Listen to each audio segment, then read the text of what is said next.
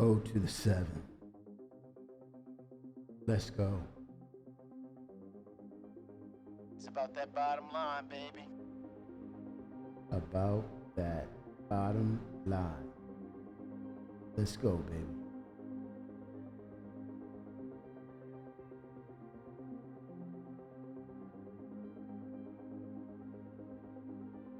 Okay.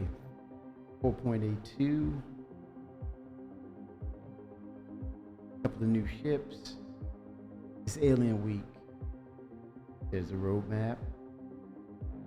And there's a Benoit Beauséjour. Let's go.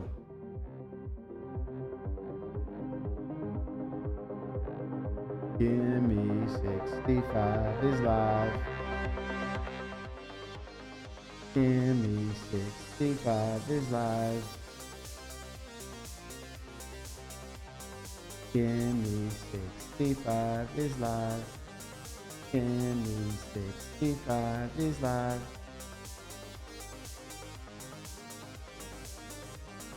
Give me 65 is live. Give me 65 is live.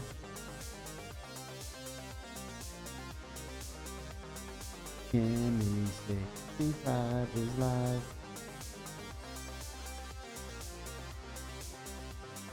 Give me 65 is live.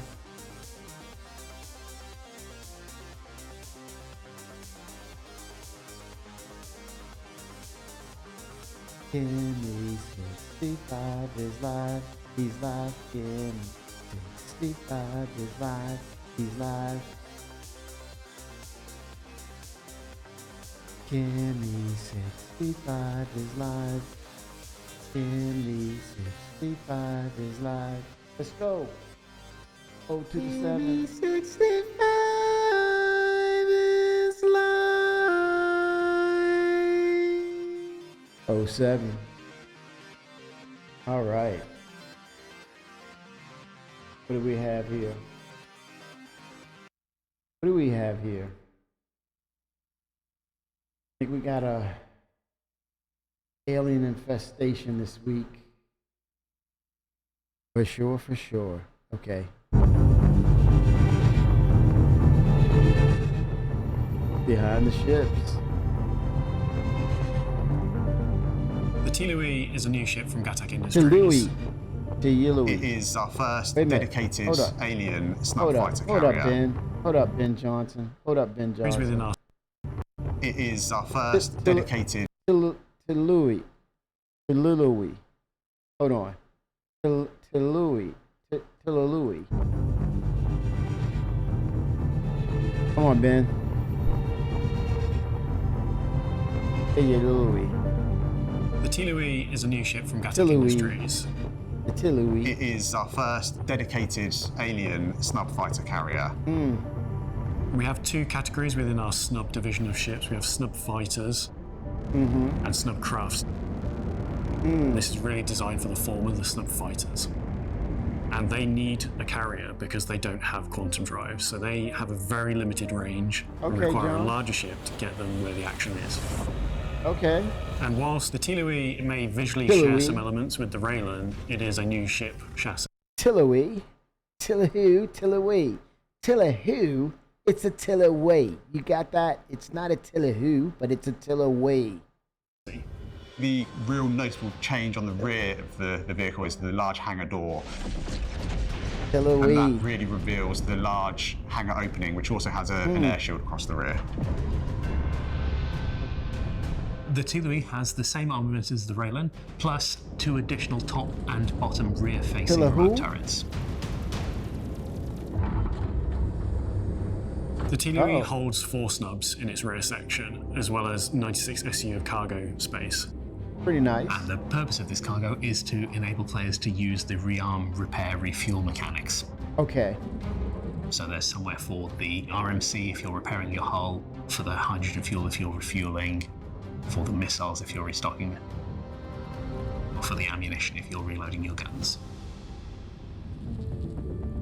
Oh, wow. It's a very different environment to what we're used to on a lot of our human manufactured ships. The Gion are the masters of sort of gravity and magnets. So the rear section of the Teleoi is its centerpiece. Not only does it hold the four snub bays, it does it in a sort of 360-degree environment, allowing you to sort of get in and you can walk the whole way around the interior of the ship to get to your landing pad. Odyssey 2001, baby. We're using the actual anti-gravity technology on that, so you can walk on the walls. But those walls actually floor. The impact is pretty instant. There's no real sense of up and down. You can go for a jog all the way around it. It's just a really incredible tech. Plural. It's a really fun space to play in. As you leave the hangar through one of the exits on either side, Oh shit, you hold walk on. through a little ready room for your snub fighter pilots. These are small, almost cave-like. I wanted to say something here before I'm gonna wind it back a little bit. That technology, definitely when we encounter alien in nature worlds, imagine if anyone old schoolers will know this, Strider, the Capcom game Strider, in the sense of it was a side scroller, but it was a side scroller that incorporated inverted gravity, right? Up was down, down was up. Imagine encountering an alien environment where there is no down or up or down. It's based upon however you are able to walk, inversion of gravity. So look out. CIG are going to come with the curveballs. They're going to pitch these curveballs to us now that they're incorporating these environments that will allow inversions of gravity, right? Hold on. My gate is loud. Hold on. Okay. Is that a little better? Okay. On threshold. Okay. Hello. Hello. Hello. Hello. Hello. Hello. Hello. Hello. Hello.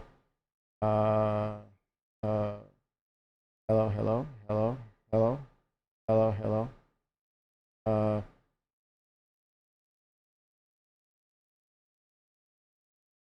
Yeah, I think fans are super loud.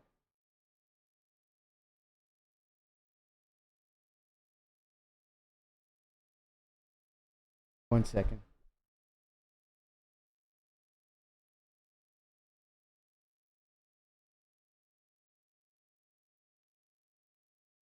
Not as loud, but it's still loud.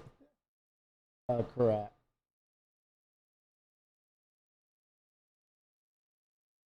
Okay. Moving on. Yeah, I think they have potential with this gravity tech. Big time. All right, let me wind back. Let's go. As you leave the hangar through one of the exits on either side, you walk through a little ready room for your snub fighter pilots. These are small, almost cave-like little corridors that allow you to transition from that intense experience of flying a snub fighter into the calm and into the safety of the rest of the ship. And then once you get back into the main elevator shaft, you're back into kind of like the shared hab area that you're used to on the Raiden. Very The whole rec alien room in is just nature. like a huge space, really high ceilings. These massive, imposing arches on either side that frame the whole space. It feels like a fancy Turkish restaurant for me. A bit Grand Bazaar vibes. And the overall art language is like kind of Art Deco / Alien. Deco. And I like to use in the organic materials like actual alien rock on the walls, which feels nice, more architectural masterpiece. The turret access rooms, there's one on either side of the ship, and they feel really interesting. They've got a little more than a typical turret access might have.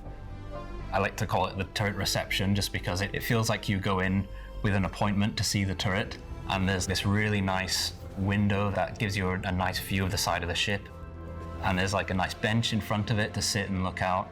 You have some escape pods in there as well. The whole room came together feeling really kind of cozy and interesting.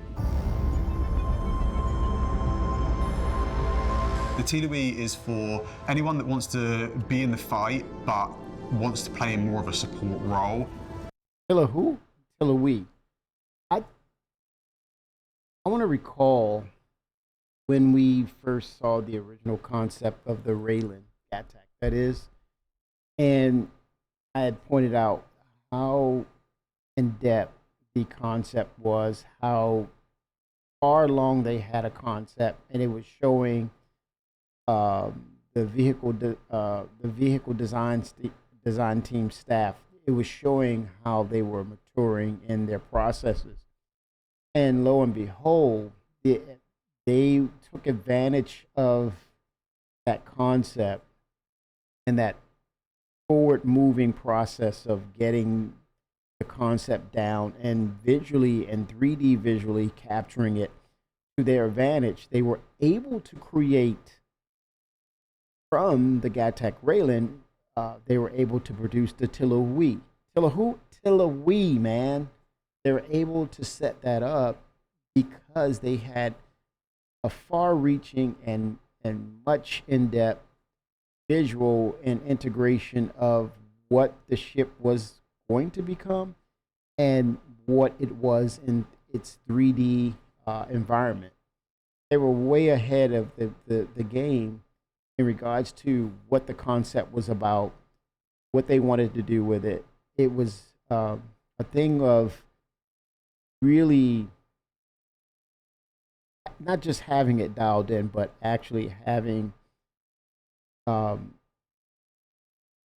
true integration with Chris's mindset and what he wanted to see in the game. And it was that synergy right there that allowed that to become a fast-tracked concept to finish dynamic. Now we can say, hey man, was it really fast-tracked? But when you look at all the things that were set to a priority, I think if this was the only or one of the few things that was on their plate that they had to produce, yeah, we would have seen this a lot earlier. But the fact of the matter is, with so many things down the pipeline and what they had to do, they adhered to the concept, the early concept, made improvements, but also they were able to pull out. I looked at the website. I wanted to say a variant.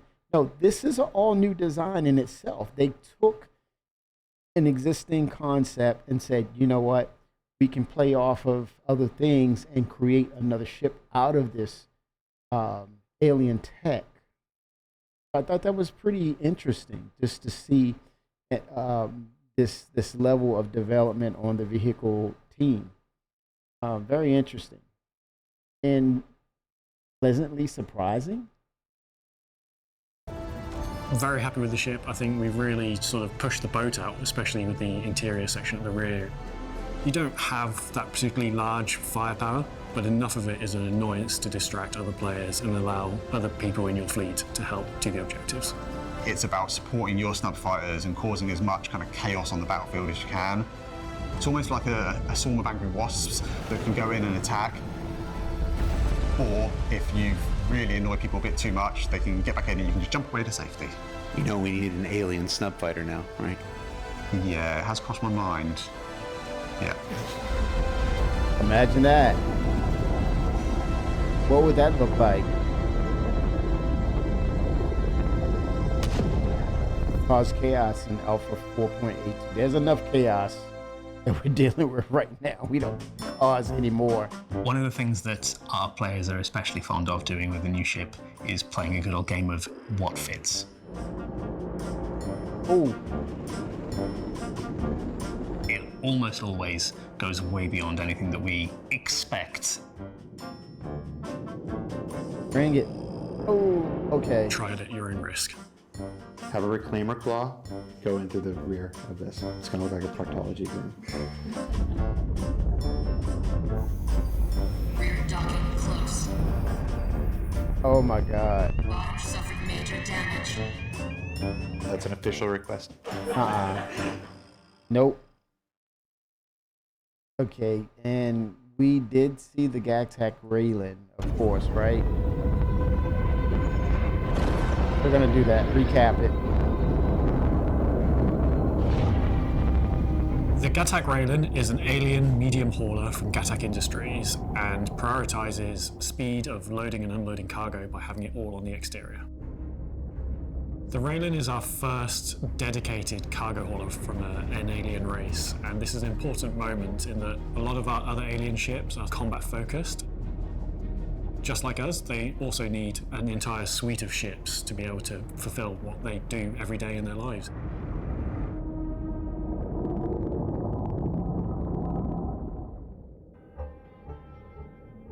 So one of the things that we really wanted to push with our alien ships is just that distinction from kind of human manufacturing techniques and alien manufacturing techniques. We kind of developed this idea that they had this really kind of advanced systems that would allow them to be able to almost kind of grow their ships in the shapes that they wanted. So things like the really big armored plates that are on the front of the ship. The idea was that these were naturally mined materials rather than having to kind of go in and extract these materials and then refine them and refine them and refine them.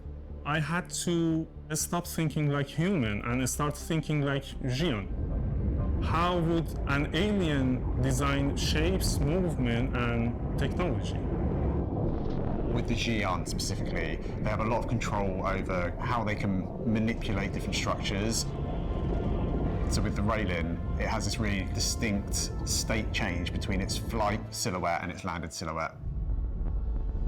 The original concept had triangular cargo containers themselves holding the cargo inside, but now during production we've changed that to use standardized. Totally different. I mean, from the early concept, and it's different in a good way.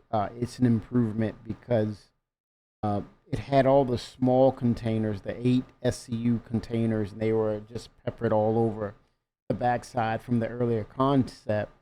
When fast forward, along with the maturation of the cargo grid itself, it was a no-brainer. It was refreshing to see the vehicle team take the existing or the newly updated cargo plates or the grid and incorporate that into the concept of what is now the GACTAC Raylan. So I thought that was clever. But coming up is another piece of the tech that was totally a surprise in the best way. Cargo grids. That means you are not constrained by any of the mission types that you would have had before. Right. Having to manually load all these cargo units into custom cargo containers. The 8 SCUs. Now you can just turn up to any location. Turn up, It supports up to 32 SCU containers, so you That's can just huge. load them on easily, offload them easily. That is totally a game changer right there. But it's perfect synergy and integration of alien tech and our existing tech with the cargo grid and the cargo boxes. Beautiful. We have two size 2 tractor turrets. Beautiful. That sit on the bottom wings. 2 rear bridge seats each control one of these turrets and can use them to add and remove cargo from the cargo grid as they like. The turrets move with the wings. You have an okay view when the wings are deployed, so when you're flying around in space, but when your wings are in the landed position, you have a really, really good view over the cargo grid. Oh, nice. And for those who really appreciated the original aesthetic of those triangular cargo pods, we've retained the signature triangular elements of that as a deployable armored shield over the cargo beds. That right there was out of left park, and it was definitely a home run. That was a hat trick. We didn't see that one coming. That was totally a field goal and a touchdown and a slam dunk with a sprinkling of 3-pointers all added to that. That was right there. This tech right there was just wonderful to see. Very refreshing to integrate new ideas and really run with it. I'm sure Chris was totally jacked, totally like, holy smokes, you've exceeded the expectations, my expectations. I'm sure he agreed that this exceeded his standards. Shields themselves are a physical barrier that stop projectiles from hitting the cargo themselves.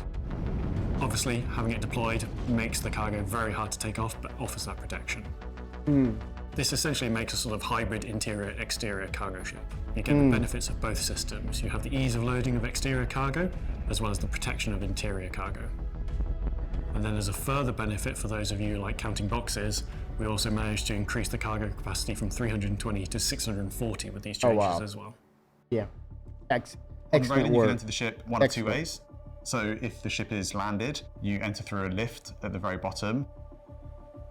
And if you are in flight or you're in space, you have a docking collar on the top rear. The elevator shaft is a really nice, like, central part of the whole ship. It's the first thing you see as you walk in, and it leads you through every floor. You can see all the way up. A lot of our human ships tend to be quite flat, quite long, whereas what we've tried to develop is this idea that the aliens prefer a little bit more kind of verticality to their ship. The middle floor of the ship is all habitation. The habs are very strange when you first walk in. You kind of have a big bank of these pods that feel quite strange and different to the kind of habitations you might be used to in a...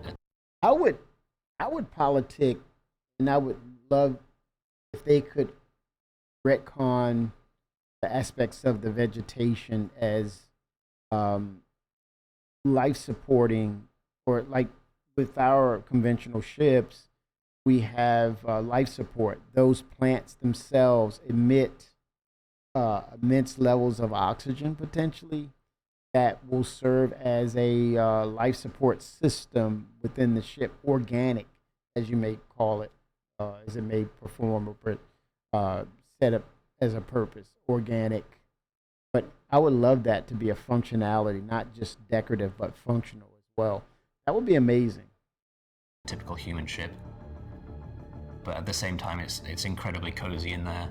And I could definitely see once we get into like the farming aspects of Star Citizen and utilizing alien horticulture, that they could someday make that a functionality within Star Citizen, the alien flora to produce oxygen as a life-supporting system within the alien ship. I'm also still politicking for that that symbiotic, organic type of a method for medicinal purposes, using alien organisms within an alien medical ship. 07 to the Twix. Which ship is that, Twix? That's the question. Left or right? You have the Raylan, and you have the who? What is that ship? I forgot the name of it. You kind of have to crawl into the space. You have all this really nice stonework that covers the bed. We carry on this same sort of motif of these ribbons that sort of run around every part of the ship, which you can imagine is kind of carrying the energy and the power from the engineering and powering all these rooms. We try to make it feel quite relaxing, quite calm. So they brought in these waterfalls that run down the sides of the walls in the mess area. On one side you've got the bathrooms, and on the opposite side you've got the food preparation area. As this is an alien ship, it caters to both the Geon and the humans. So for the humans, you've got a chow line where you're able to get your food and your drink. Alongside the... Okay, ads. I'm gonna... Are we still having ads? Sulin. The Sulin. No, not the Sulin. Okay, are we at a commercial? Ads. Are we hitting ads? Okay. So for the humans, you've got Tilly who? Tilly. What is it? Tilly. Oh God. You know, I was just playing around earlier, and there I am, forgetting it. Tilly who, right? Tilly you, not Tilly who. Tilly you. Oh man, Twitch. A chow line where you're able to get your food and your drink. Alongside the very specialist Xi'an food area. Are these the ones that eat poop? These are the ones that eat poop, or are these the ones that poop squares? I can't remember. These are the turtles, but they behave like birds. Then off to either side, we have a small room that has a small bench and like a viewing out over the front of the ship. We've got the 2 escape pods on either side and also the turret access. Finally, if you take the elevator up to the top floor, it takes you straight into engineering. The engineering is really kind of imposing, and it just feels very important. You can tell that there's like a lot of power running through this room. Your different component bays all around the room facing you, and they all open up with like the impressive Xi'an tech grav plating all moving out of the way. Very nice. The Look at that. alien design comes in with quite how wide these component bays are. Like there's a lot of room that accommodates more space needed to access them than just a slim little engineer who's making his way in. You also have these beams that are coming across the ceiling. 07 Bender. And you can tell that there's power thrumming through like these ribbons that are coming from each of the component bays.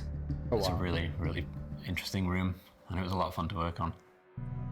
As you go towards the front of the ship, you're into the bridge area. Beautiful, beautiful. And this probably has one of the best views out of a lot of ships that we've done.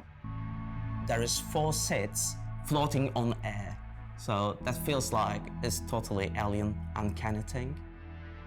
When you enter the seat, they're rotating with a fancy flying animation.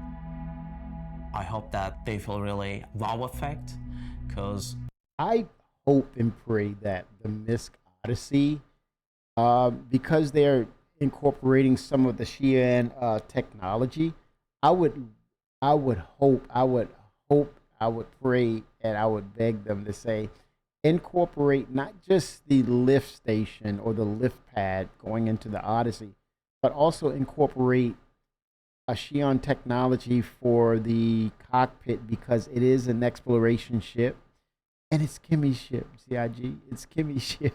It's the carrot killer. Oh, yeah. But yeah, I would say that would be very interesting when you're talking about an exploration ship where not just the views are in front of you, but they're above you. So that expanse, that whole peripheral profile and that open canopy situation with an exploration ship really opens it up to it being what it says it is, as opposed to that narrow, wide, squinting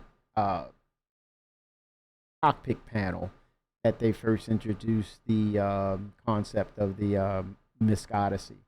I would love to see them push that narrative and incorporate a little more of that alien tech with Musashi Industrial Space concerns. it's pretty different than the usual ships we have.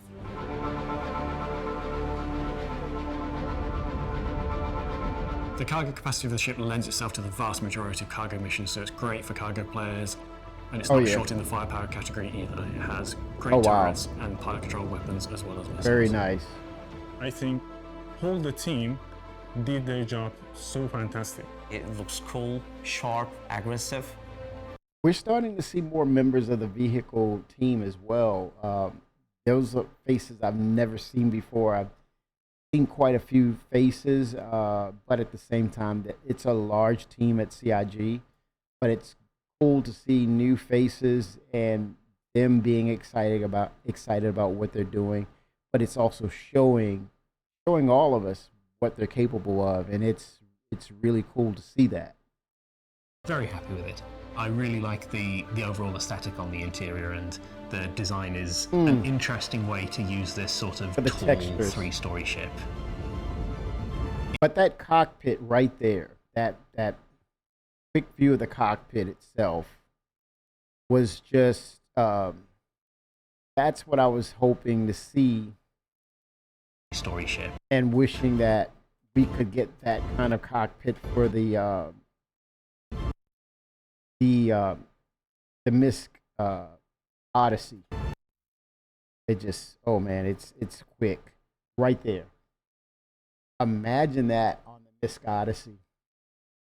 But that would be hard to mimic that shape because of the frame and the the curvature of the Myst Odyssey, but opening that up would be amazing to see them move from the narrative of what we usually see with Myst. In still actually quite a small space. This ship is for someone that wants to go out with their friends, they don't mind taking on a bit of danger, and they want to look a little bit different, a little bit cool doing it.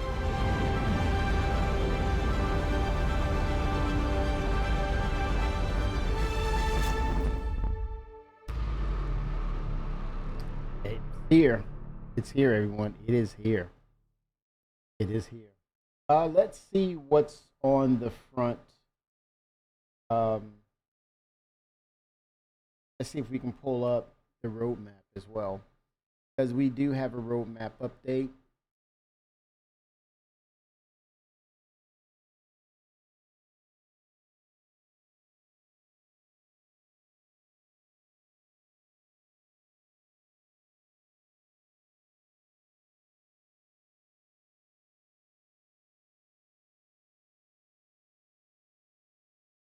See what we have for the roadmap.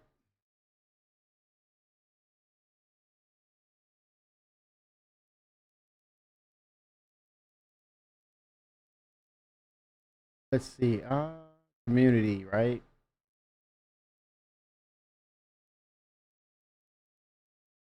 Or is it explore? There we go. Roadmap. And then we can get into some tomorrow stuff.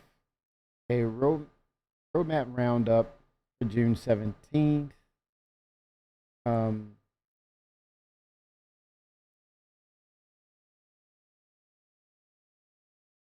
roadmap back here.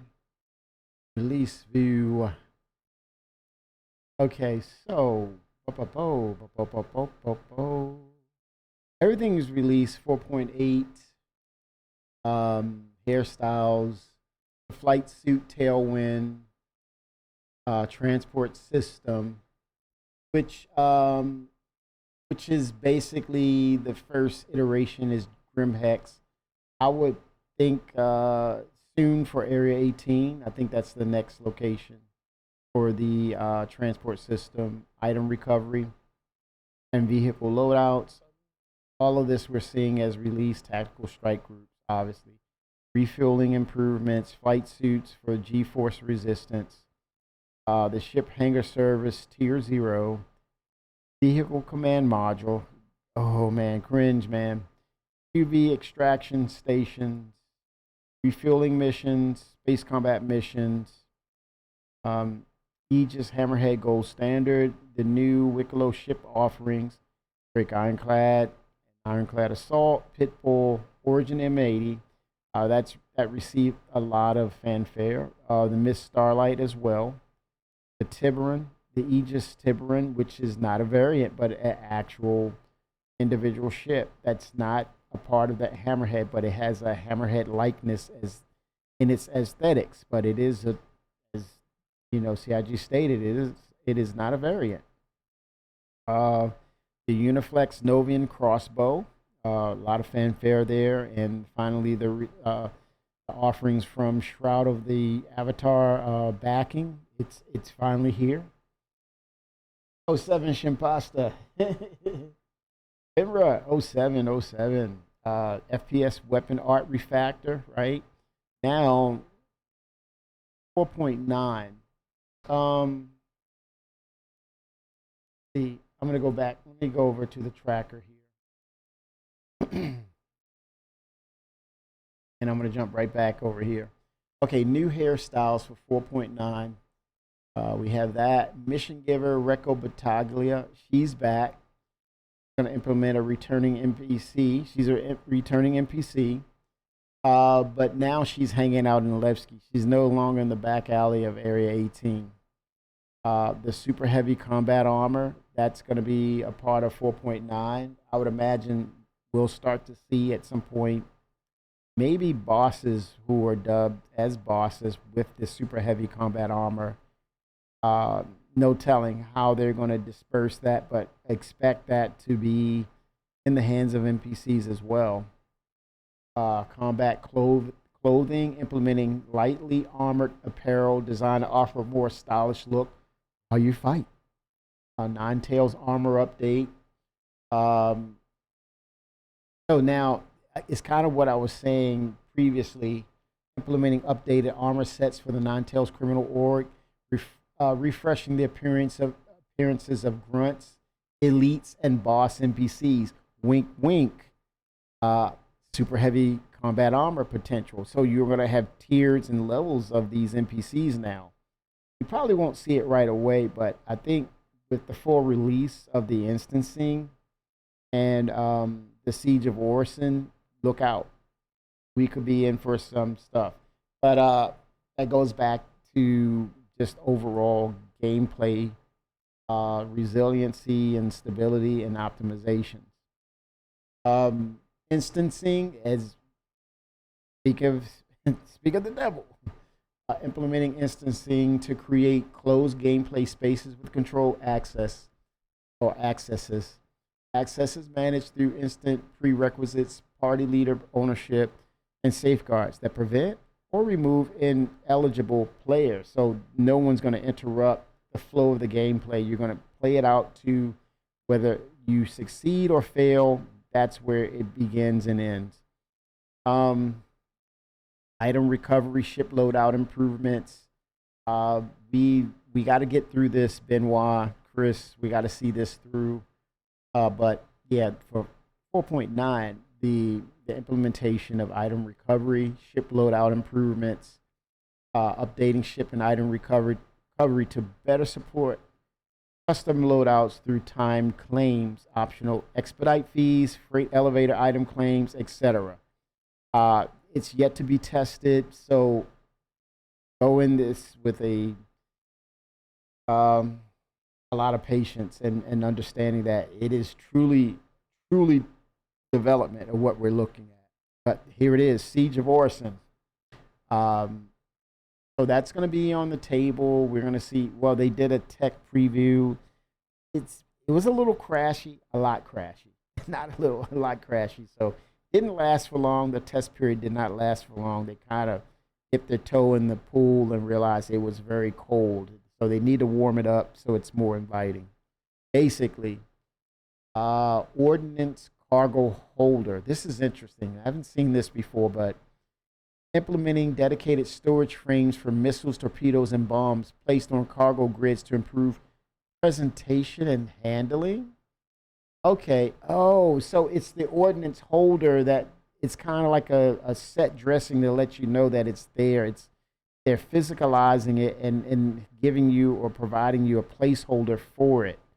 So it comes across where it's not waving the hand, and they want to bring some simulation to it as opposed to arcading the mechanics. So I can roll with that. That's pretty cool. New Wicklow ship offerings. We're going to see what that is. But they're adding a Drake Clipper with a unique base livery and upgraded components. Oh my God. You know they didn't pull me in with this. A Clipper. Adding a Drake Clipper with a unique base livery. Oh my gosh. I can only imagine. Man, if they do that Meridian, it's all going to be about getting that Meridian paint job for the Clipper. And upgraded components as a reward for completing a new addition to the variety of available Wicklow's Emporium contracts. Holy smokes. And then, as we were talking, as was mentioned earlier, with the players and NPCs potentially, the Apocalypse Arms Vendetta heavy machine gun. Think of Arnold Schwarzenegger, Terminator 2. He was in the building. He had that. He was up in the office building, and the cops were on the ground, and they had the helicopter on him, and he was firing that rail gun or that mini gun. It was incredible. I think they're bringing this to us as players as well as NPCs. We're going to see some serious variations with the NPC gangs, and hopefully more challenge, right? But yeah, it's belt fed and it's belt fed and usable with the new super heavy armor. So I think it has to be a 1-to-1 experience. You can't hold that heavy weapon without the armor. It's sort of, I'm thinking it's some sort of motors that help you hold it up or something. Without it, it'll be interesting to see if you can use this without the heavy armor. I don't know. Maybe it has to be a 1-to-1 connection or symbiotic relationship between the gun and the armor. But super heavy armor and its dedicated ammunition backpack. Yeah, it delivers sustained high rate fire from a large rotating barrel while carrying up to 4 magazines of ammunition. And then you have the Behring CQ-7 bullpup rifle. Implementing the Behring CQ-7 bullpup rifle, a battle rifle purpose-built for close quarters engagements and combining the compact handling of a bullpup design with the firepower needed for intense frontline and boarding combat. Interesting. Not a lot there, and I suspect it's due to a lot of things that they want to bring on board with, the back end, the servers, and this ramps up to what we're going to see tomorrow with Benoit Beausejour with the Tech Talk. And I kind of, with that said, I don't think he's going to be on there just to say, hey, this is the issue and we got to figure it out. I suspect that he's going to talk about what the issues are. He's identified them, but he also has the solution as well. To me, it makes sense to bring in that conversation, but at the same time, have the solution implemented, or it's being implemented as he speaks on the subject matter. To me, that seems like Benoit's MO. He's a smart guy. He would plan this out. He's been planning things out. We've seen the direction take off and have a trajectory of, knocking down those pillars and getting things in order and knocking them down. But unfortunately, this is the development side. This is the reality of it. When things slightly go awry and you have those questions of what went wrong or what was implemented or used that created this ripple effect. Why is it, things should be improving as opposed to, we're adding new features. And that's the thing. You're adding new features and mechanics. And there's other things they involve themselves with or do behind the scenes. And they don't always reveal what's to come. They kind of prepare and set things up so that when it is time to implement or actually reveal the big ticket items that we're waiting for, or and what's needed, then when it's revealed, it's like, this is a pleasant surprise. So sometimes when they're setting things up and making preparations to actually get this game to scale the way it should in regards to what an MMO is supposed to play as far as its mechanics, sometimes things can go awry, and it all falls into the category of development, and that's what it is. But because it's customer facing or community facing, to be exact, when you're dealing with that type of element, that unique element, there's no other game that actually allows the player to be a part of the development. Yeah, you'll see for the most part, typically you have a game that's released or it's in beta stage or whatever, and you can give some feedback, but it's not always a two-way street. They'll get to the point of, okay, we're going to make a patch and update, and this is the update. It's not a back and forth where they need us to test these things and call out what's going on. But I think at some point they're going to really dial it in. But we can only suspect and speculate what is What is the base? What is at the core? What's going wrong, or what's causing the issue? And I think sometimes it's like even they would say or tell us, "Hey, man, we just, I'm working in this department, I'm working in that department." But I think the person who has the overall scope and understanding of the interchangeable parts would be a Chris Roberts and Benoit and an Aaron Roberts and maybe a Richard Tyra, but they're not needed. I think it's always good to have a central point of communication where it's coming from that one person and it's a lot of clarity, as opposed to one developer saying this or that group of those developers is saying this, and it's all disjointed. But when you have a person, the CTO, who comes on and says, "Hey, we're looking into this, we're working with this, we're dialing this up," then it's a central person or point of contact of where you can hear what is the latest and greatest. But I suspect that if it was me, this is just my 2 cents. I could be totally off base, totally wrong, but this is just an opinion. But I would, looking at earlier on when we started looking at the initial Defense Con, and we started seeing a heavy influx of people, new, old, and current, all jumping into the game. And the servers were like, holy frack, wait, time out. I'm not built or designed for this. Wait a minute, time out. I mean, it was a huge influx of people, whether it was just to get in to do the free flight, getting back in to, recapture or snag some ships that they felt as though they lost out on, or new ship designs that they were waiting for quite some time, or just the excitement of, hey, wait a minute, this isn't, what is it, Invictus. This is Defense Con. This is totally different. This is a new field because, people say, well, I'm used to that. I've seen it over the years and nothing new there. So I'm going to stay on the fence and watch it from my point of view. But oh, wait a minute. I got to get in here and see this Defense Con thing.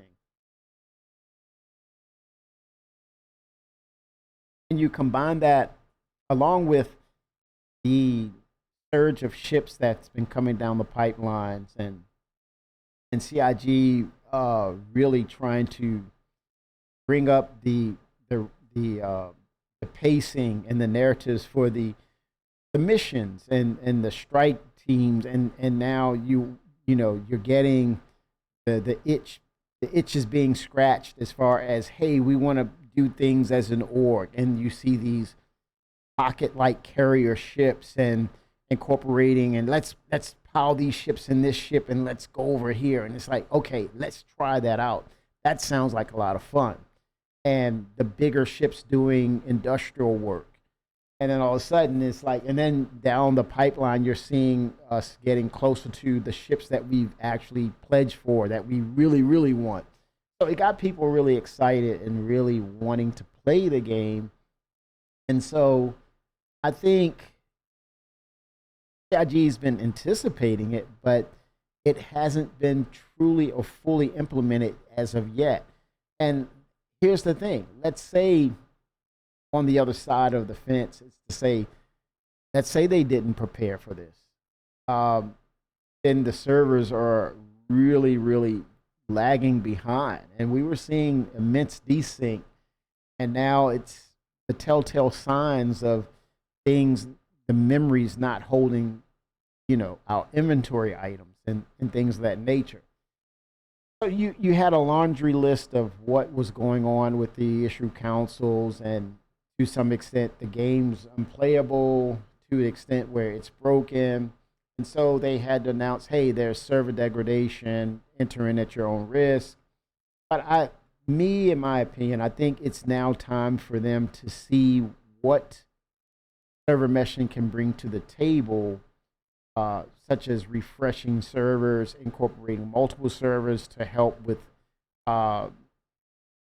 combining resources to alleviate concurrency and topping out hitting the ceiling of how many players can you get in a particular server. We need the game to scale up. To me, I'd see that it's not scaling properly. Potentially, it will lead to telltale signs of the desync and things not holding stability. So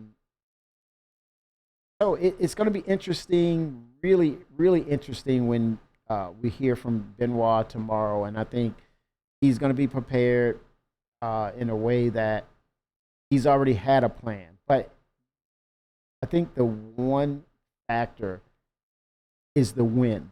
And I know that's a core bad word for CIG is win. We know that's a polarizing word, win. But in this instance, when we talk about win, we definitely need that in regards to, okay, do we play it casually or do we go all in and start preparing ourselves for what the next level and generation of Star Citizen will truly be? And I haven't even mentioned crafting. Of course, that was another factor that brought people in, and playing out those missions, those narratives of, hey, I want to craft this. Hey, I want to utilize this.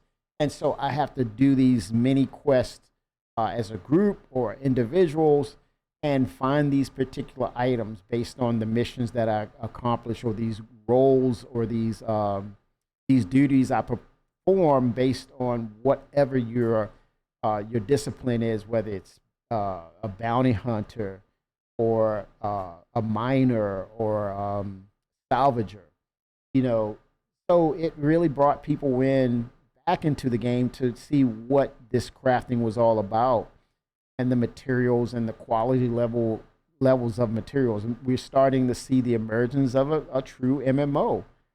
And so with this heavy influx and reasons of why I'm getting back into the game, all those elements brought people in. And I think that X factor is the lack of more of a robust feature that is needed, which is, server meshing, but they called it quasi server meshing. So it basically says they're not ready to implement the full on version of it. That could very well change tomorrow, or it could be a thing of when we'll see the full version, or when we'll see just the inkling or the tier 0 version of it. So I think that will have to come up in the conversation piece for Benoit to say, is that truly the solution, or is it part of the solution with scaling the game up and making it feel as though it's playable, and it gives a sustained playability, right? And as we all know, we were literally, we're 2 days away. We're 2 days into literally the halfway mark of 2026, and there's more pillars to knock down. And we all know this shouldn't happen with Intergalactic Aerospace Expo, because we have more ships coming. Well, basically all the ships, and then some that were not, kind of like what we've seen with the, what is it, Twix? The Tillawee? Kind of like that unknown ship that's coming down the pipeline. And I guarantee you, there's the ones that we do know that's coming, that's going to bring a lot of people in. And the ones that were sort of announced, but they're still encased in a lot of mystery. Potentially a Pioneer Light or a medium-sized to large-sized crafting ship, right? So there's going to be things that's going to pique our interest and really get us back into the game again. We're going to try to run through that brick wall. So by November, and we're also waiting for the Nix. That's another thing as to why we want to get back into the game. The full implementation of Nix, and maybe the tech preview for Castro. Who knows? Because there's a lot of things on their list to do, and these pillars that they have to knock down as we move towards right here 1.0. Potentially Starware, that could be part of it. The core tech, it's sitting there out there waiting on us. Dynamic server meshing. Here's another one that if if they announce this one anytime soon, this is going to get people really lathered up, and I'm going to show it to you. It is, I'm calling it out, the social mobiGlas app. That's a big one. That's a big deal. In order for this to really shine, we need the server meshing tech. We need the player counts to rise up on the individual servers, right? But all these other things, this is definitely, we don't need to see, definitely the Spaceman should be right there with the freaking, what is that last ship that's coming out? The oh God.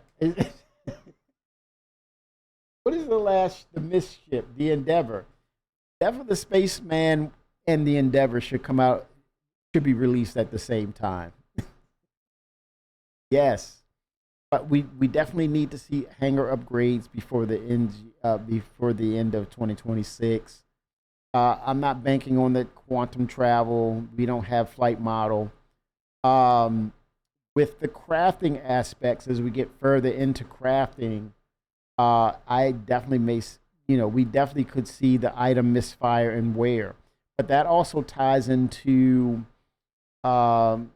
this system, which is the Maelstrom system. I think that works hand in hand, wear and tear through the Maelstrom system. And I don't see that one.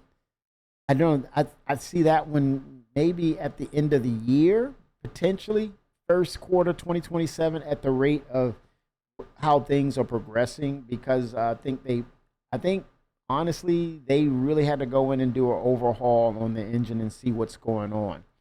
And that's just not a fact, but that's just my opinion or my observation.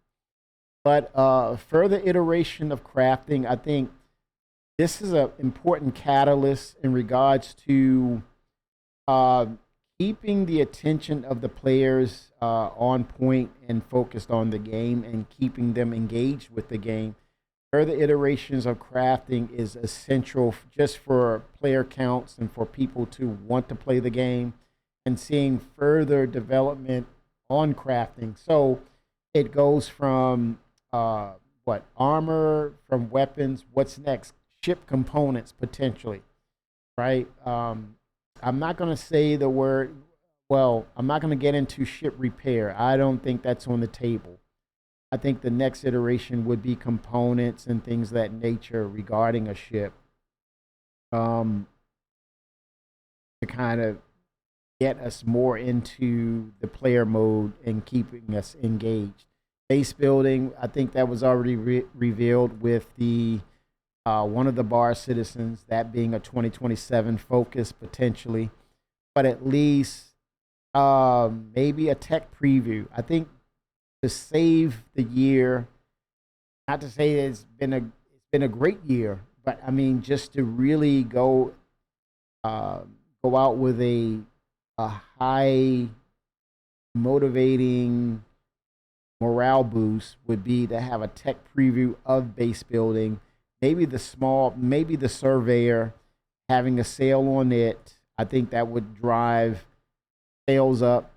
You see the the Surveyor, the little floating cart. We could see something like that as a concept or something at the end of the year. That would be interesting in a tech preview of base building. I'm not holding my breath for that. Player organizations, we need higher player counts. We need the server meshing to kind of open player orgs up. Same thing with social mobiGlas app. We got to have the numbers, the true numbers, the raw numbers to actually make this a working mechanic. And if the servers are choking right now. I don't see it handling that, in my opinion. Weapon overheat, that's a Maelstrom thing. And I'm looking at some things. I'm not even bringing it up as a topic because I think that's a 2027 narrative. Ownership, I don't know. That would be the equivalent. That would be the literal equivalent of the cart before the horse. Guilds and systems, you need the player counts again. Insurance, taxes, and warranty. I think we need stability more so then these will have validation because now things are not really weird or happening, bugging, that the ships aren't bugging out and it's creating false negatives on the insurance payouts. And, I don't see that anytime soon. Law and security, I think as we get more systems in, then this would make sense because then we can kind of get a framework of each system or planet is treated differently. Their local laws will treat you different. We need more planets first and foremost. So I think this gives CIG time to really flesh that out and what that will look like as far as you travel and incorporating that into your mobiGlas so you kind of understand what's going on, what's the jurisdictions, what is the priorities as far as law and security is concerned on those different planets and those locations. Reputation V2, again, we need player counts first and foremost. New player professions, adding addition of new player professions to the persistent universe. That means we need new mechanics. Ship repair is one. That's a new profession itself. Pharmaceuticals, I pitched that with the origin ship, a part of science. A scientist, right? That supports science and engineering. So a scientist could also, be a part of new player professions. Having a ship that would craft pharmaceuticals or contraband, right? The dealer, right? A scientist and a dealer, or whatever you call it, Breaking Bad. Hangar upgrades. They talked about that. They need stability, and then bring in the hangar upgrades, expanding personal hangar customizations with new upgrades, layouts, and functional improvements. So what would that be? Maybe a medical bay, a workbench, or dedicated crafting area for your hangar. Area to store your components. You can pull them out and they're categorized and they have a bay for them. A bay for your snub fighters or your what is that? The Geo, the Atlases, things of that nature. Or your vehicles, dedicated hangars or bays for that, where you can call them up. You can utilize it from one mobiGlas it's a mobiGlas room. You have a desk and you go to each screen and you can incorporate or operate from there. I mean, that's just me throwing my 2 cents in as far as a hangar upgrade. Going into a work mode on your ship and changing out the components. Eventually, at some point, doing improvements. I don't know. Mentioned item misfire and wear and tear. Charge and drain. That's another one. I think we see the batteries. We see the placement for batteries. They could very well be waiting for charge and drain once we have base building, utilizing storage batteries. Like if you're incorporating solar powered interiors or buildings, and then you have batteries to help sustain things at night, keep power charged on things and changing them out, or replacing the batteries if it has a certain lifespan on them, and then changing them out. And that's across the board on, you know, different items that we use, especially like laser weapons and what is that?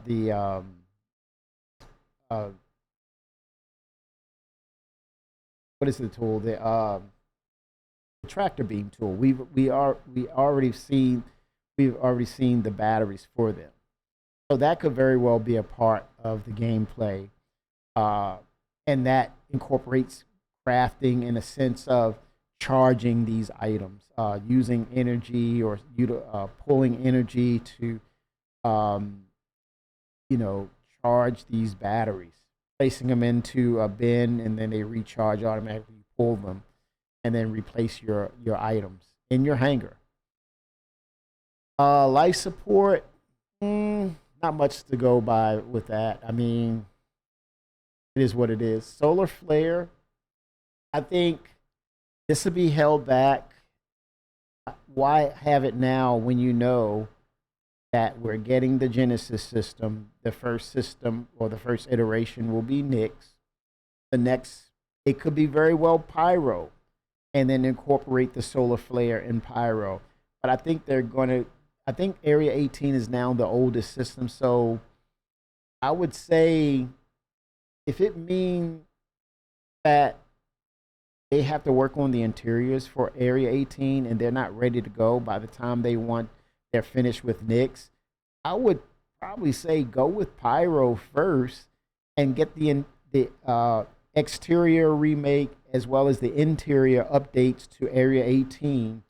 Also the lower depths, have all that incorporated, and then go ahead and go with the Genesis tech for Area 18. So it will be a total scrub for Area 18 and a renaissance for that location of Area 18, my home. So yeah, I would say I would put the solar flare out there along with the Genesis or Planetary Tech 5 for Pyro, first and foremost, ahead of Area 18. It would make sense because it wouldn't make sense to have Area 18 done in the Planetary Tech and then you have to go back and do the interiors unless it's already ready. And the municipal, you know, works, the underbelly of Area 18. That would be an incredible dynamic if they took their time on that and maybe leapfrog Pyro over it. Vehicle radar and scanning rework. No, I don't see that coming out this year. FPS radar and scanning, same. I think there's so many game mechanics that you can incorporate with the FPS radar and scanning, and it's got to be properly done. And I would definitely want to see the Predator style of tuning of your helmet, or, you know, when you talk about industrial work, whether it's mining, I want to see a mining helmet that has data for that. I want to see a salvage radar scanning suite, you know, across the whole disciplines of industrial. I want to see those types of radars. And then also the distinctions of if it's the Carrack, if it's the Terrapin, you have these long range scanning suites. And then also, while you're at it, CIG, incorporate the cartography room into that equation as well. So pack it up for 2027, get it ready, and bring us a full implementation of FPS radar, the scanning, as well as the cartography centers for your Carrack, your Odysseys, your Terrapins. And it opens the narrative up for radar and scanning in a very beautiful way, which would rival a lot of different systems that incorporate radar and scanning. In-flight control systems and control surfaces, no, they need Maelstrom. We need the flight model. Imperial Sports Federation, a league of sporting organizations that banded together to standardize competitive sports throughout the empire. I definitely see Crucian doing his thing with the racing aspects and using instancing to kind of jumpstart that that third party, that gameplay, or from the community driven type of aspects. And I think it was good to see Sandy, Chris visit those places in Australia, I believe. The Imperial Sports Federation, I think that would be great to see them utilize the instancing and put that into those racing events that CIG, or should I say the community, utilizes annually. It would be great to see more support from CIG in those aspects, but also when it's time, come up with other aspects to this, like the death races at Grimhex on the Dragonflies. Grimhex is due for a serious makeover, right? That would be great to see that as part of the Imperial Sports Federation. The council organizes the governing body for illegality. The council is a collective of syndicates, gangs, and outlaws who mandate criminal activity throughout the system. So law and order within the unlawful system itself. So that's going to take some time. I think the narrative team can really flesh that out and bring that to light. That's going to need some work. Same with the Mercenary Guild, because the two kind of feed off of each other. And what is the integration of the two, and how does it drive the narratives for both? Academy of Sciences, originally based out of Raytor, the Academy of Sciences has expanded to become a Congress of Scholars dedicated to the expansion of knowledge throughout the universe. So, like I said, pharmaceuticals is one step, surgery, things of that nature, biology,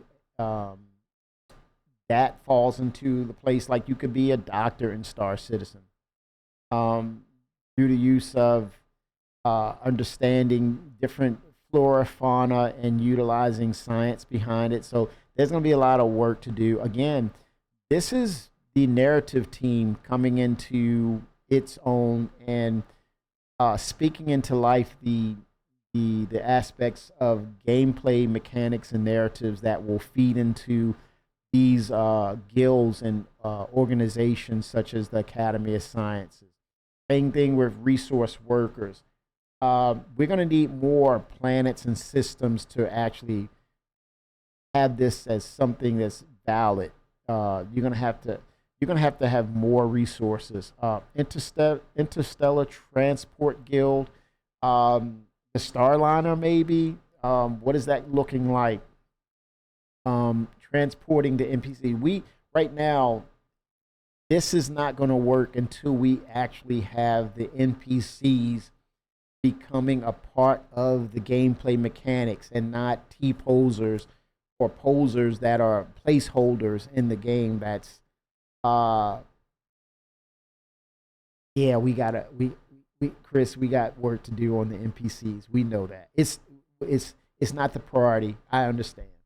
But in order for the Transport Guild to actually gain ground, you have to have NPCs logically moving about with intelligence and purpose, and having a life, literally a life in the game. And you have to have the supporting structure for them to pick up, go work at a facility. Mainly, right now, I think the basis of the foundation right now, as far as setting out a destination for them, those huge what are those warehouse facilities that's on the ground? That would be the first. If I was Chris Roberts, I would say I would talk with Benoit, and I would talk with my brother Aaron, and I would speak to the leadership within CIG and say, hey, this is what I want to see. I want to see the NPCs having the need or the want to go to these huge distribution facilities and go work there. and then I would take it from there and then have them working in the space stations, basically. So before that happens, we gotta have server meshing, server FPS, consistency, and have someone that can actually dial in and get the NPCs to a state of intelligence. And then they have these priorities and these subsets of how they do work, what they need to do. And then, and only then, are we able to say, hey, it's time for the Starliner or any other basic commercial running or transport ship that will then have a gameplay of, I have to be at work here, or hey, taxi or something, I need to go here. I'm late for work, or I got to get here at this certain time. And you make your UEC from it. You pay, the more you take, the more you make. And you get them on time, you get 5 stars, you get bonuses out of it, right? You dedicate yourself to it, you're gonna shine. But that would be the basis for interstellar transport. Building interiors, here it is again. You name all the city locations. You know them better than I do. And going forward, Astra is the candidate for have a proper building interior. Castro, there it is. It's right there. And the same for Terra. Oh, definitely Terra. Any city location, I think that it opens the door for the potential for all utility tunnels. You gotta poop, you gotta scoop. We need to go down there and have mission givers for that. Station warfare, not even thinking about it. Main story, not even thinking about it. Location stories, narrative team. This is the opportunity for them to readdress or look at potential systems that are coming down the line and setting up a narrative and retconning the existing lore, if there's any at all, and nailing down what that vision will look like. So, yeah, the lore team, I haven't heard much from them, but I'm sure they're still there. They're behind the scenes. But yeah, this will be a great time for them in 2027, especially with, when it's time to move forward with creating more systems and planets. But I'm going back the other way. Genesis Dynamic Weather. Okay, that's fine. Genesis Planet Tech 5, Genesis Star Architect, all these, 3 or 4 components. I would say even Maelstrom, 1, 2, 3, 4. Those 4 components would, I think, they need to release at the same time and really change how we interact with the planets and systems. Star Sim, backend systems and tools simulating the state of the universe and economy and dynamically responds to player actions. Maybe a small sample size, but at some point the development will have to scale. So I don't know. This is the end game, the Star Sim. Global Illumination, it is what it is. I think that will tie hand in hand with the Genesis tech, because it would be a waste of effort to go in, add global illumination with systems that need updating. So I think it's a wholesale effort of all that tech and the global illumination adding to it. But I think, to add my 2 cents to it, I would look at the different aspects of global illumination when you're talking about alien environments and planets and things of that nature. But it's a Wednesday. Yes, he's streaming on Wednesday. Realistic audio mode. Audio team, they're still working on things. They're fairly new. But But yeah, they're the unsung heroes. But when things are not working right, they really stand out, man. But I think they're gonna dial it in. They're really getting it in. They're motivated. I'd be motivated too if I were them. Because the sounds in this game is when it's spot on, it's spot on. Dynamic server meshing, implementation of dynamic scaling and server reassignment for server meshing, allowing for the massive multi online scale player counts. Yeah, we need this badly, Chris, because it's the server capacity limits are showing and peaking, and it's detrimental right now. And the good news is a lot of people want to play, but they're unable to. I tried to get into the game earlier, and I was getting the 612 full capacity warning. Let me see. Let me see if I can launch. Okay, looks like it might have alleviated it. Let's see. We'll see. I'm gonna try. If first you don't succeed, try again. Okay, let's see what this looks like.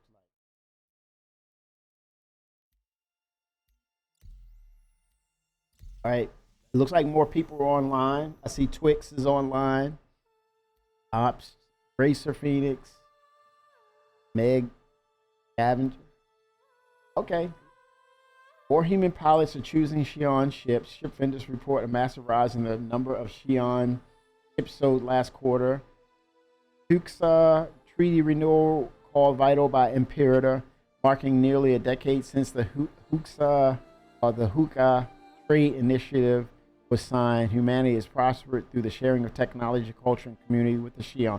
That was her narrative and why she was voted. Senate debates Xi'an mutual aid clause as the conflict between the UAE and the Vandal continues. Our allyship with the Xi'an is more important than ever. Okay, let's see what's happening. Okay, we're in. Oh man, I don't have my controls fully implemented. I nipped one of the cables, literally the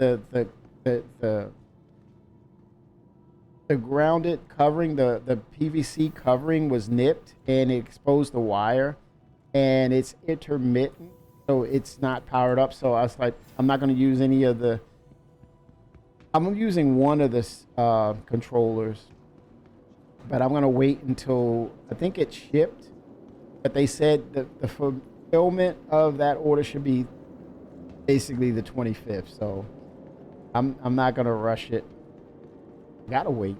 I don't have no damn choice. But let me see if I can get down the planet side, the Area 18, and I'm gonna see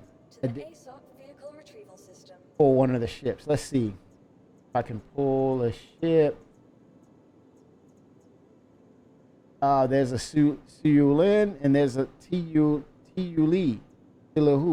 Let me deliver it here. Okay, there it is. It's at Bajini. I'm not gonna fly it because I suck at keyboard. I need my my control sticks. Let's look at the ship in real time, shall we? Let's make it happen, Captain. Yep. Let's take a look. Okay. It only needs a large hangar.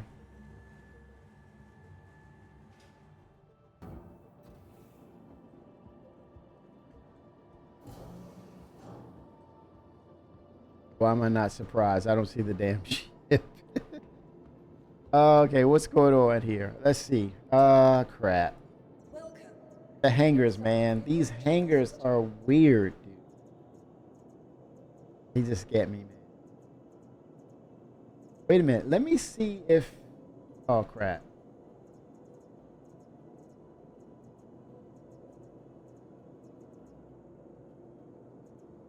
Okay, it's...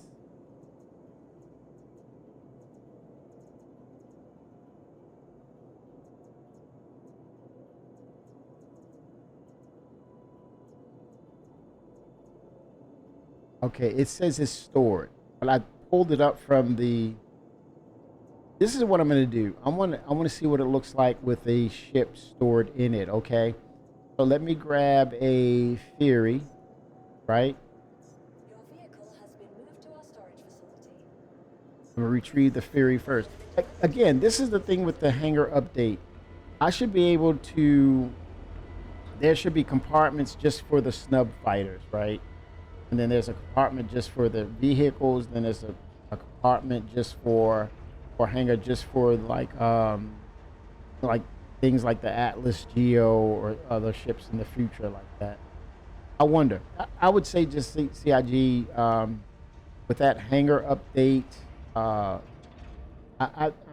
have confidence that they're going to really dial it in and really kind of get a pulse on what we really need, but then also really knock it outside the box, exceed our expectations on functionality with these hangars.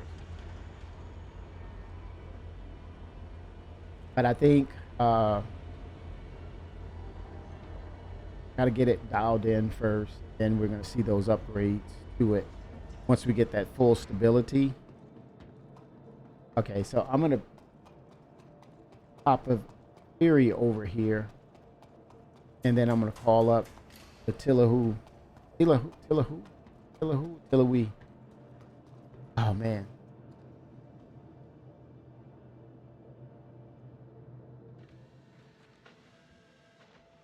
Oh, boy. Keyboard and mouse. Holy crap. My sticks have spoiled me, man.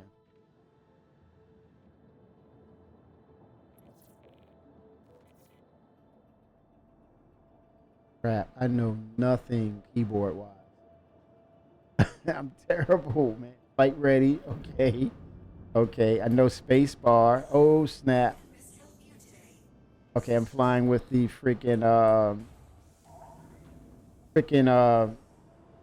mouse. Oh, crap. Oh, sticks, where are thee when I need you?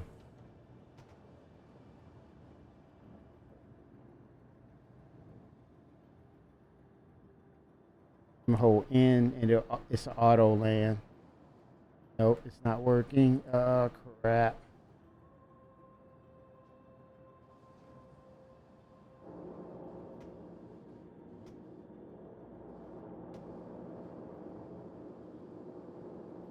Okay, I'm just gonna power it off. Engine off. Power off.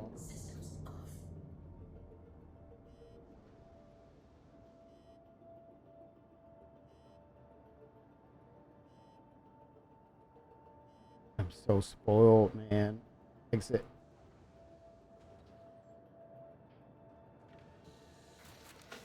Get on the ground. Okay. My sticks have spoiled me, man. All right. Here we go.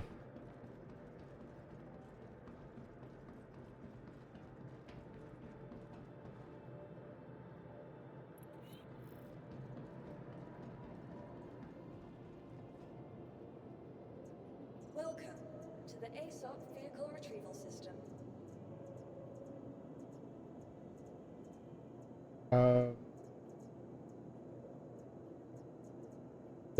Tillahoo. Okay, this is the Tillahoo. But Tillahoo. No, I kept saying Tillahoo. Tillahoo.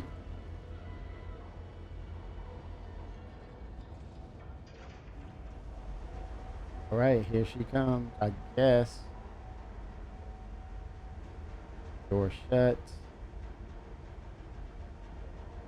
Take an examination. Let's look at her.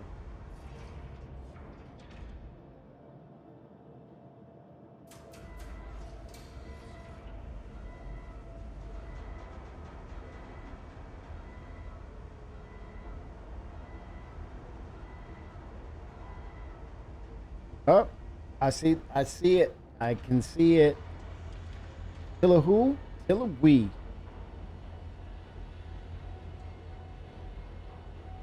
There it is.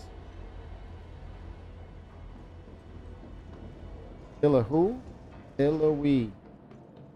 TIG. It's the Tillowee. It is, man. It feels massive, though.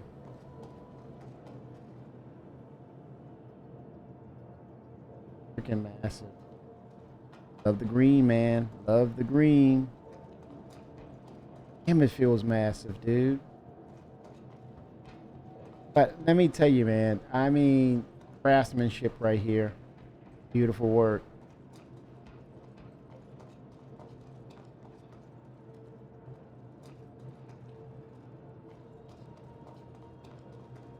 This is the freaking elevator right here? Wait a minute. Wait a minute. Hall elevator? Oh, wow. Dude. Are you serious right now?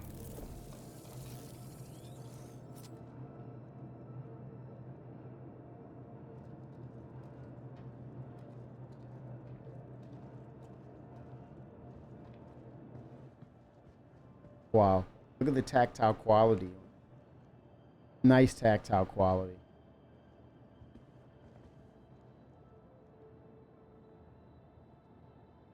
And this is the floating panel. Man, this is crazy, man. Holy smokes.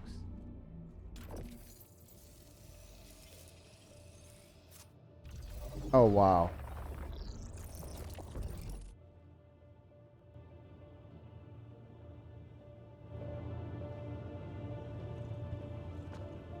The plants.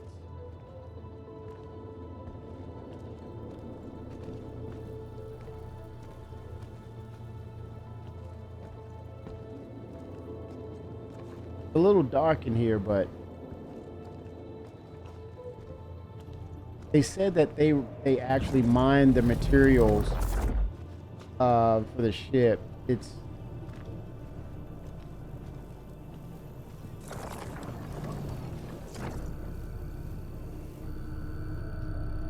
holy crap.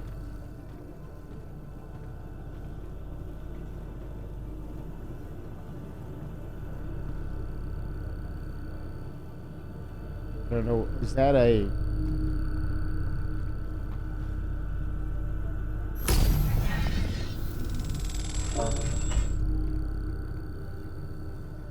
oh, this is like your for your items, I believe, storage. Okay. Let's see. Yeah, that's like storage, man. Like if I wanted to, I guess, right? No. No, that's not it. See? What is this? Appropriate item. No appropriate item. What does it want to... I'll figure that out. Close that.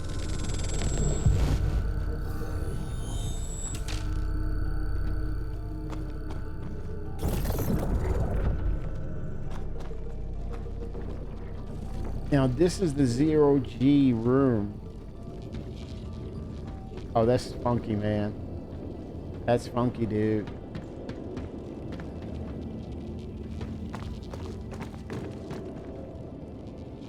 Is that a bay? That's one bay. Oh, this is trippy. I think it opens up.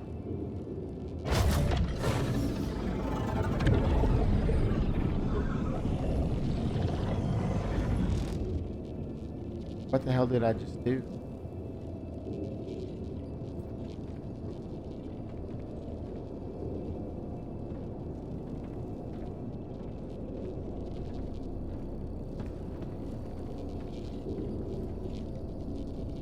Oh, you talking about motion sickness.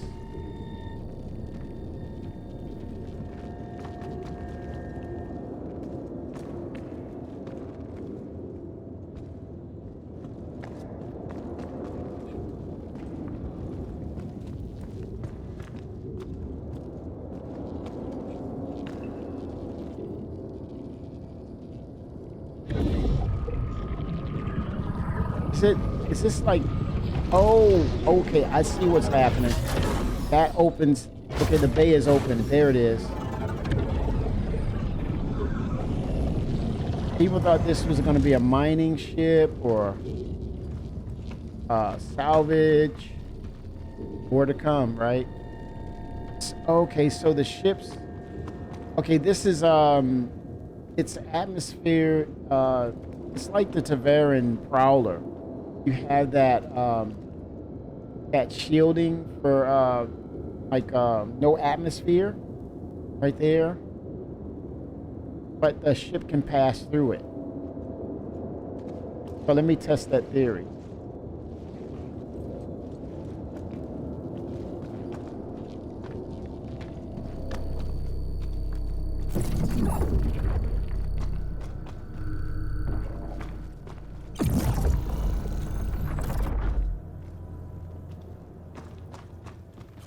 Interesting.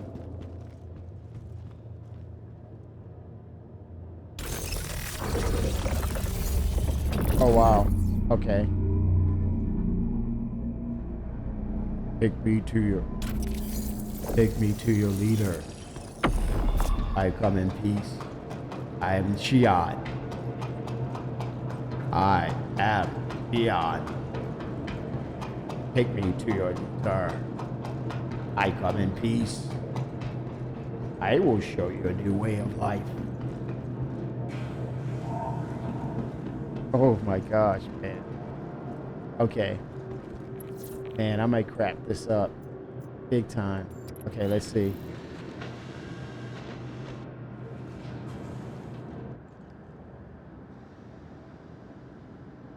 Here we go. Let's make it happen, Captain. Let's make it happen, Captain. Epic fail. Here we go. How can this help you today? Help me get inside the ship.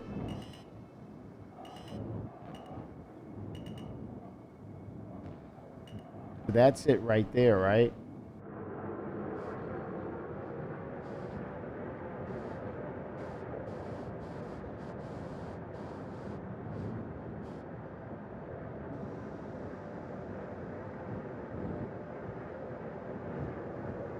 So you enter the ship this way, and then you land it. But then you can land, there's 4 bays, I believe. Pretty neat, man. This is basically Systems off. You know, as a developer at CIG,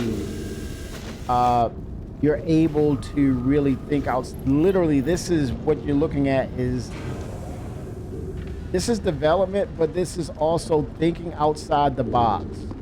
This is literally what this is.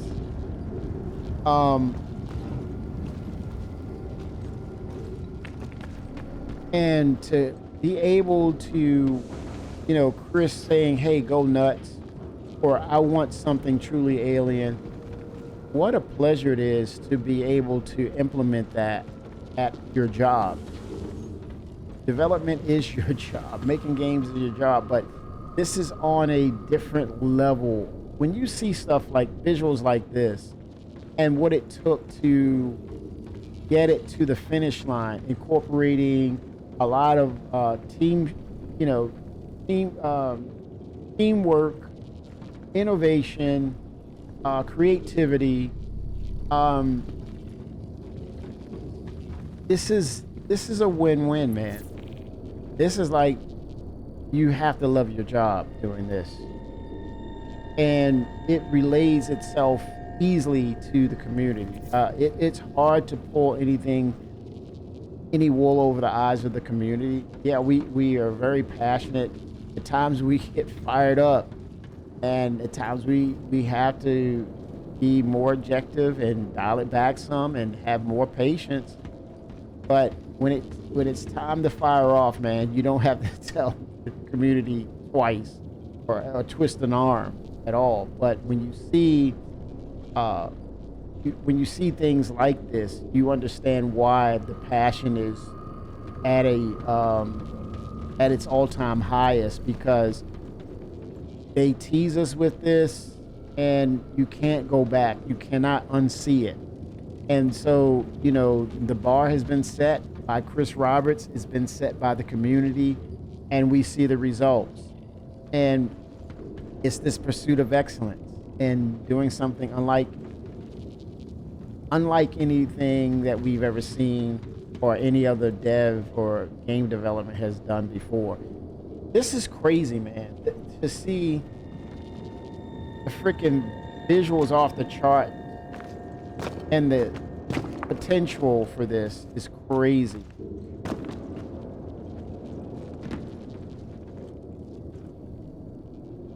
This is trippy to the mind, man.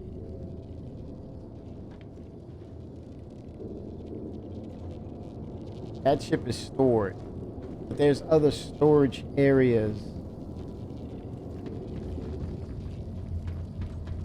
or bays. There's another bay right there.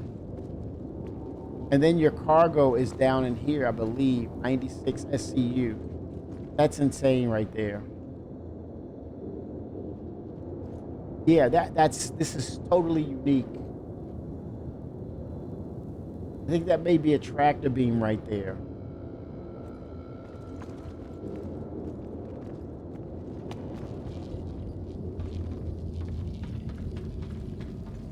Yeah, very unique. But yep, that's my time. CIG, I'm looking forward to, you know, that segment with Jared and Benoit, community, you as well. I know there's going to be questions posed as to what's going on and what direction are we taking, what are the solutions to make this much better. I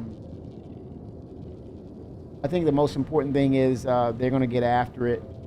We're going to continue to look for ways as a collective to make sure this thing is right. So stay tuned. I'm hoping that I get my my cables real soon so I can fly and get out and do some regular stuff with you all. But yeah, that's it. I gotta get some food, man. But 07, this is pretty neat. And I think we're gonna get there eventually. We will, and definitely it's cool to see it all happen, hanging out with you all. So 07, thank you. I'm gonna call it. I'm Kimmy65, y'all.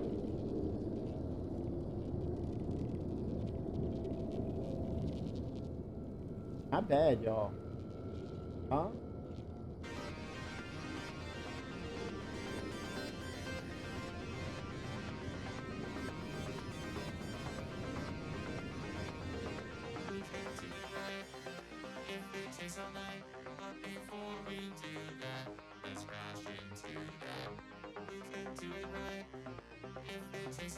Alien Week.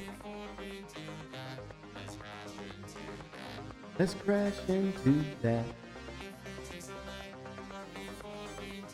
Benoit's tomorrow. Benoit, we believe in you, man. I know you got a solution. Let's go. Come on, server meshing.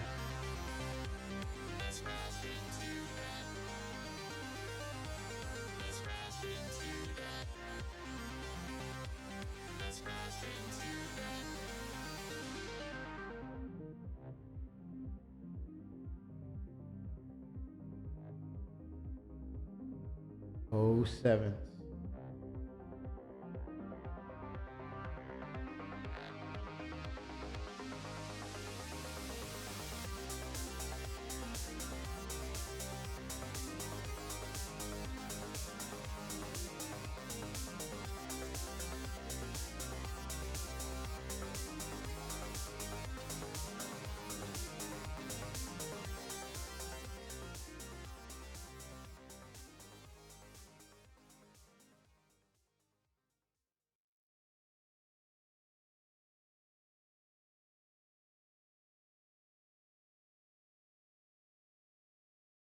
Let's make it happen, Captain.